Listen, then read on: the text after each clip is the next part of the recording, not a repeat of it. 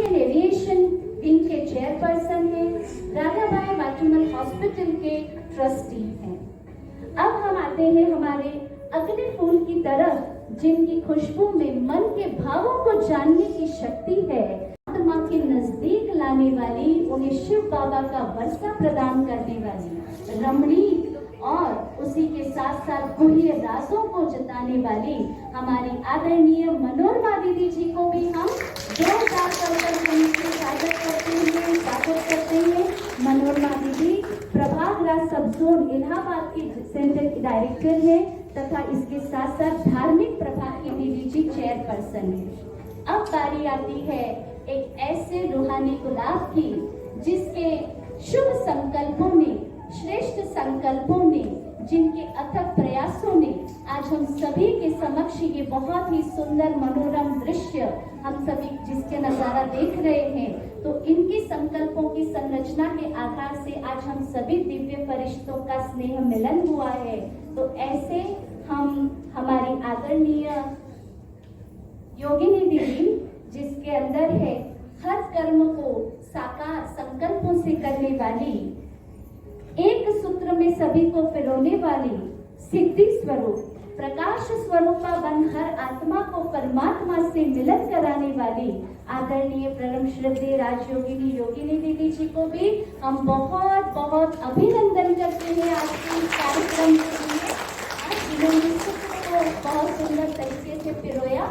हमारी आदरणीय योगिनी दीदी जी विलेपार्ला सब जोन के डायरेक्टर हैं, बिजनेस और इंडस्ट्री विंग के वाइस चेयरपर्सन हैं, दीदी जी global hospital research and centre के जो ऑनररी ट्रस्टी भी है और इसके साथ साथ BSCS MG ग्लोबल हॉस्पिटल जो कि मुंबई में है, उनके भी दीदी जी ऑनररी ट्रस्टी हैं। तो एक बार कुछ क्षणों के लिए हम सभी खड़े हो जाएं और हमारी आदरणीय दीदी जी को लगातार तालियों से उनको वेलकम करते हैं, अभिनंदन करते हैं, स्वागत करते हैं।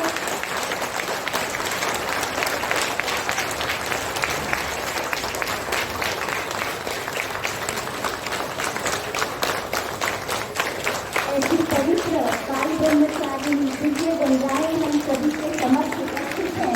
हम सभी का मन जोर जोर आज बहुत ही पुलकित हो रहा है।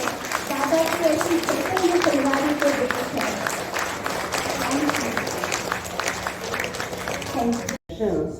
कहाँ उपलब्ध होगी?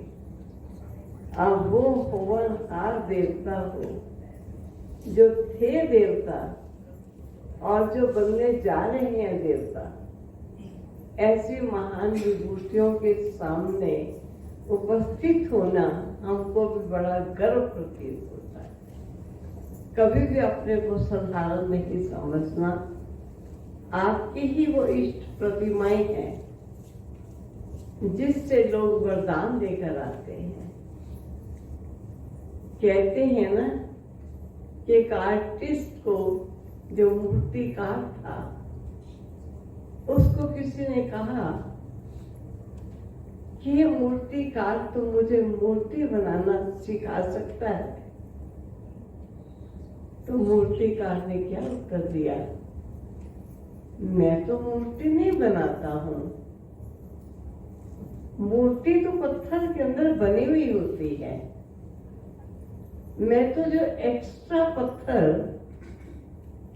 इस मूर्ति को ढके हुए होता है, मैं उस एक्स्ट्रा पत्थर को उतार देता हूं तो मूर्ति अंदर से निकल आती।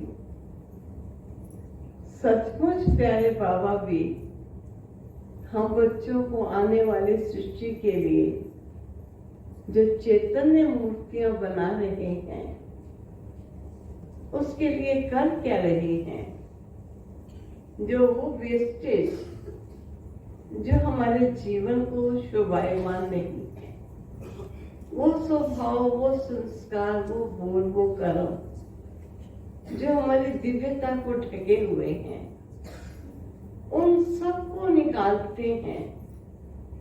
और निकलने का ही उपाय मुरली है। जब हम बच्चों को बाबा ये सब उपाय देते चले जाते हैं, तो हमारे अंदर जो व्यर्थ का किचड़ा भरा हुआ है व्यर्थ के बोल संकल्प हैं, वो धीरे धीरे निकलते जाते हैं और हम सब बाबा के चैतन्य मूर्तियां निखरती चली जाती हैं।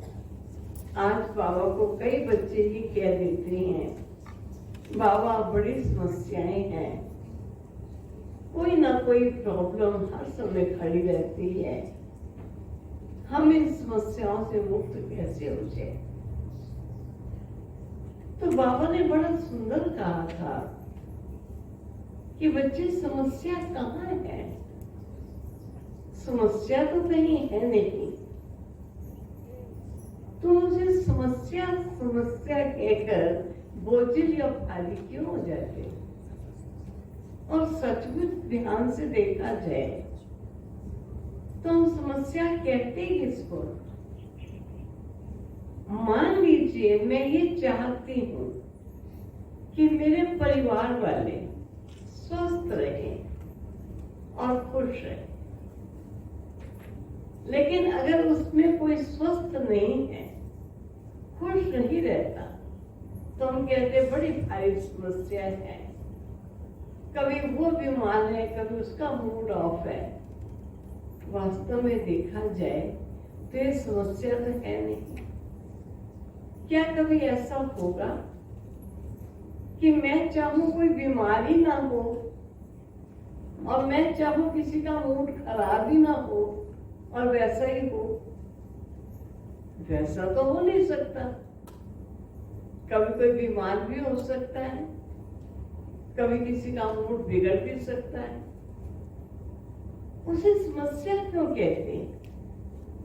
क्योंकि मेरी इच्छा के विपरीत है, इसलिए उसे समस्या कहकर पुकार दिया। और मेरी इच्छा है कोई बीमार कोई ना। अब ऐसे तो मेरी इच्छा नहीं चल सकती, किसी का मूड बिगड़े ही ना। मैं चाहती हूँ मेरे बच्चे अच्छे नंबर लेके अच्छे कॉलेज में उनको एडमिशन मिले, लेकिन उनमें से एक बच्चे के नंबर अच्छे नहीं आए और एडमिशन अच्छे कॉलेज में नहीं मिल रही। मैं बड़ी उदास हूँ। कोई पूछता है उदास क्यों हो? कहते बड़ी भारी समस्या आ गई है, बच्चे के नंबर कम आए हैं, उसकी इच्छा हम स्कूल, उसको वो कॉलेज नहीं मिला जहां वो एडमिशन लेना चाहता था।